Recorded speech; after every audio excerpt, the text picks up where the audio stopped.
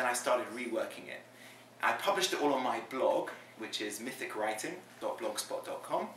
But I've been reworking it, and I realized I needed to change things around and add some extra scenes and things like that. I find I'm a very terse writer, so what I think I've sketched something out in one sentence, it turns out it needs a little bit more for other people to understand what I mean by that. So I've been trying to expand it.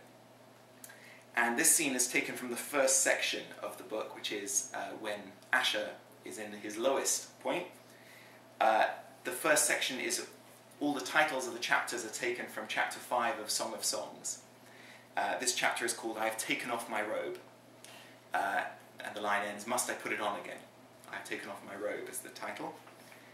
And in the first chapter, which is all you need to know, Asher was sitting in his bath in New York for several hours. Some of you have heard this chapter before. He was sitting in his bath for several hours, having just heard that his father had died, when a demon smashed its way through the wall, the demon Ashmedai, and hunted him down. And he just barely escaped with his life, having had some assistance.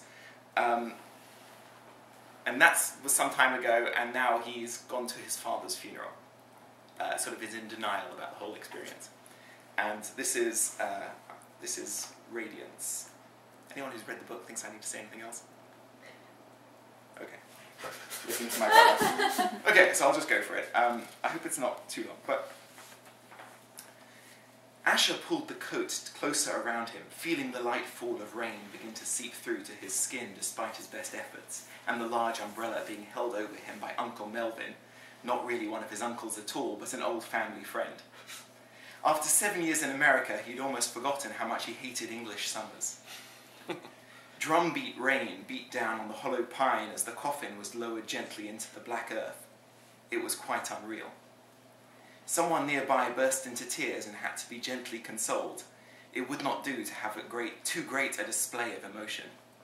His mother seemed to tut in disapproval under her breath, her face an empty mask as cold as the wind roaring over the hilltop cemetery, and whistling between the low forest of tombstones and memorials. No, Emma Grumfeld does not cry, he heard her mother's austere voice saying in his mind, and neither did he. Someone handed him a shovel.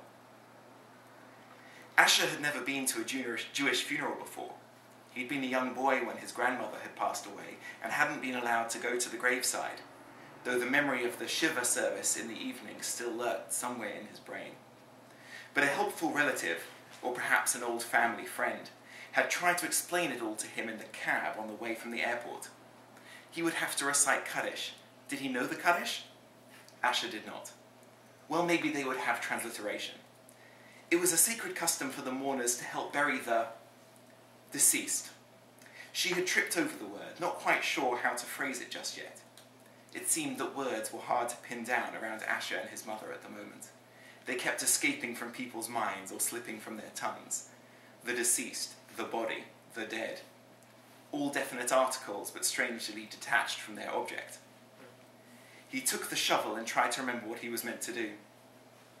The sky, the grass, the trees were grey and lifeless, wrapped in mist and drizzle. Only the earth stood out, a black pit into the ground.